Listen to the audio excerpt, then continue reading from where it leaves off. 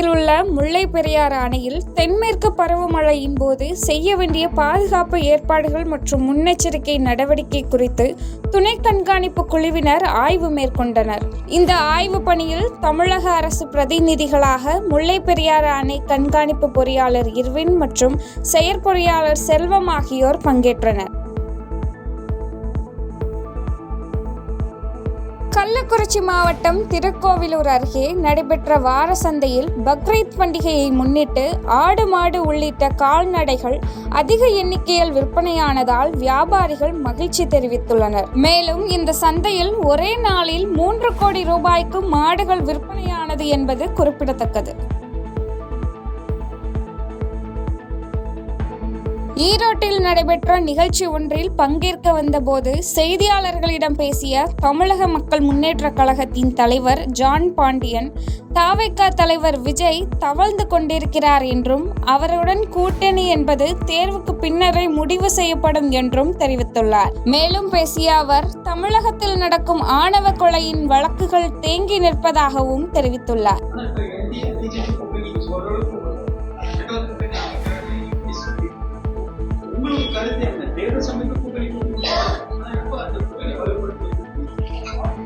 அது தலைமை, அதாவது என்டிஏ அலையன்ஸுடைய தலைமை யாருன்னு கேட்டா இப்போ அண்ணன் எடப்பாடி தான் என்டிஏ அலையன்ஸுடைய தலைமை.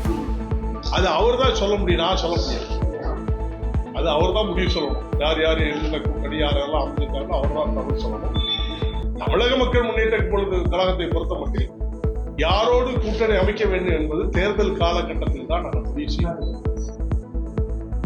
நாமக்கல் மாவட்டத்தில் திமுக சார்பில் நடைபெற்ற மூத்த நிர்வாகிகளுக்கு பொற்கிளி உள்ளிட்ட நலத்திட்ட உதவிகள் வழங்கும் நிகழ்ச்சியில் கலந்து கொண்ட பாராளுமன்ற உறுப்பினர் திருச்சி சிவா, தமிழகத்தில் திமுக ஆட்சியின் போதுதான் மாநிலம் முழுமையாக வளர்ச்சி கண்டு வருகிறது என்று தெரிவித்துள்ளார். மேலும் இந்நிகழ்ச்சியில் மாநில ஆதி திராவிடர் நலத்துறை அமைச்சர் மதிவேந்தன், பாராளுமன்ற மாநிலங்களவை உறுப்பினர் ராஜேஷ்குமார் மற்றும் கட்சி நிர்வாகிகள் என ஏராளமானோர் கலந்து கொண்டனர். தருமபுரி மாவட்டத்தில் உள்ள ஒகேனக்கல் காவிரி ஆற்றின் நீர்வரத்து குறைந்து வந்த நிலையில் கபினி அணையில் இருந்து வெளியேற்றப்பட்ட உபரி நீரால் பிலிகுண்டுவில் நீர்வரத்து அதிகரித்துள்ளது. மேலும் இந்த நீர்வரத்து காரணமாக ஒகேனக்கல்லில் உள்ள ஐந்தருவி, சினிஃபால்ஸ் மற்றும் மெயின் அருவி உள்ளிட்ட அருவிகளில் நீரளவு அதிகரித்துள்ளது.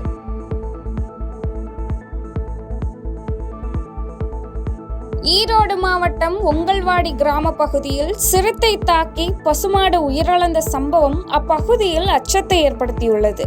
இதனைத் தொடர்ந்து வனப்பகுதியில் இருந்து ஊருக்குள் நுழைந்து வேட்டையாடி வரும் சிறுத்தையை வனத்துறையினர் உடனடியாக கூண்டு வைத்து பிடிக்க நடவடிக்கை எடுக்க வேண்டும் என அப்பகுதி மக்கள் வனத்துறையினருக்கு கோரிக்கை வைத்துள்ளனர்.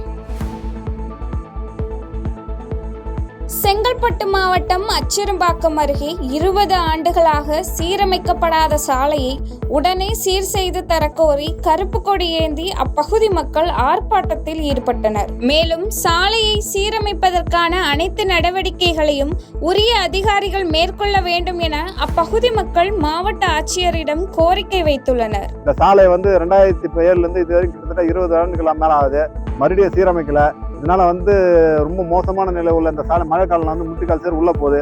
இதனால பள்ளி மாணவ மாணவிகள் வயசான முதியோர்ல எல்லாம் மிகவும் சிரமப்படுறாங்க. இந்த சாலையை சீரமைக்க சொல்லி பலமுறை மாவட்ட ஆட்சியரிடம் மனு கொடுத்து இது வரைக்கும் எந்த விதமான நடவடிக்கை இல்லை. அனைத்து அதிகாரிகளும் மனு கொடுக்கப்பட்டு இது வரைக்கும் எந்த விதமான நடவடிக்கை இல்லை. இது இப்பயாவது இந்த நடவடிக்கை எடுத்து இந்த சாலை சீரமைப்பு தருமாறு கேட்டுக்கொள்கிறோம் கிராம பொதுமக்கள் சார்பாக. மலேசியாவில் நடைபெற்ற 2வது சர்வதேச சிலம்பம் சாம்பியன்ஷிப் போட்டியில் மாமல்லபுரத்தை சேர்ந்த அரசு மற்றும் தனியார் பள்ளி மாணவர்கள் பங்கேற்று தங்கம், வெள்ளி மற்றும் வெண்கல பதக்கங்களை வென்றுள்ளனர். இதனைத் தொடர்ந்து தாயகம் திரும்பிய மாணவர்களுக்கு ஊர் பொதுமக்கள் சார்பாக சிறப்பான முறையில் மாலை அணிவித்து சால்வை போர்த்தி உற்சாக வரவேற்பு அளிக்கப்பட்டது. இந்த அக்கா 4வது இடம் 3வது இடம் வந்தாங்க. காம்பவுண்ட் ஃபைட்டில் நான் 3வது இடத்துல வந்தேன். நேற்று வேல் காம்பில் ஃபர்ஸ்ட் ப்ரைஸ் வந்துச்சு, டபுள் ஸ்டிக்கில் செகண்ட் ப்ரைஸு, காம்பவுண்ட் ஃபைட்டில் செகண்ட் ப்ரைஸ் வந்துச்சு. நாங்கள் இந்த மாதிரி போகிறது எங்கள் மாஸ்டருக்கும் எங்கள் டீமுக்கும் பெருமை. அடுத்த டைம் நாங்கள் நல்லா பண்ணி வேறு எங்கன்னா மேட்ச் வந்துச்சுன்னா அந்த இடத்துல ஃபுல்லாக கோல்டு அடிச்சுட்டு வரோம். நன்றி. திருப்பத்தூர் மாவட்டம் வாணியம்பாடி அருகே ஆந்திராவிலிருந்து செம்மரக்கட்டைகளை கடத்திய வெங்கடேசன் என்பவரை காவல்துறையினர் விரட்டி பிடிக்கும் சிசிடிவி காட்சிகள் வெளியாகி பரபரப்பை ஏற்படுத்தியுள்ளது. இதனைத் தொடர்ந்து வெங்கடேசனை கைது செய்த வாணியம்பாடி போலீசார் அவரிடம் இருந்த 7.50 லட்சம் மதிப்பிலான 8 செம்மரக்கட்டைகளை பறிமுதல் செய்து வழக்கு பதிவு செய்து விசாரணை மேற்கொண்டு வருகின்றனர். கடலூர் மாவட்டத்தில் ஆட்டோவில் உள்ள எண் ஸ்டிக்கரை அகற்ற வலியுறுத்தி போக்குவரத்து காவல்துறையினர் வழக்கு பதிவு செய்வதால் தங்களின் வாழ்வாதாரம் பாதிக்கப்படுவதாக கூறி ஆட்டோ ஓட்டுநர்கள் போக்குவரத்து காவல்துறையினரிடம் முற்றுகை போராட்டத்தில் ஈடுபட்டனர். இதனைத் தொடர்ந்து போக்குவரத்து காவலர்கள் உயர் அதிகாரிகளுடன் பேச்சுவார்த்தை நடத்தி உரிய நடவடிக்கை எடுப்பதாக கூறியதை அடுத்து ஓட்டுநர்கள் கலைந்து சென்றனர். செய்திகளை உடனுக்குடன் தெரிந்து கொள்ள கீழ்கண்ட கேபிள் மற்றும் டிடிஎச் நெட்வொர்க்குகளில் எம்நாடு செய்தி தொலைக்காட்சியை காணுங்கள். பாதகம் செய்பவரை கண்டால் நாம் பயம் கொள்ளலாகாது பாப்பா. மோதி மிதித்து விடு பாப்பா, அவர் முகத்தில் உமிழ்ந்து விடு பாப்பா. அண்மை செய்திகளை உடனுக்குடன் தெரிந்து கொள்ள இணைந்திருங்கள் எம்நாடு தொலைக்காட்சியுடன்.